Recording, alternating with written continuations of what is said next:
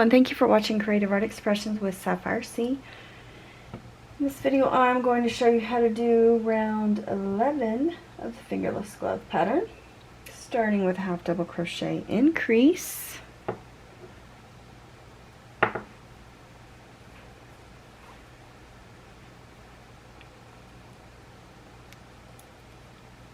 okay, in that first stitch, and 8 half double crochets, 2,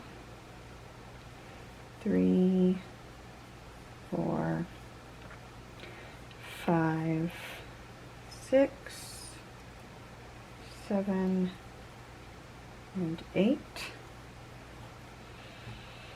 and then another half double crochet increase right there, followed by the same 23 half double crochets to end that round. It has been pretty repetitive, just going up a couple stitches each round, and it will change in the next round. But this round 11 leaves you with 35 stitches. So I hope this has helped you. Please comment, leave a like, and subscribe.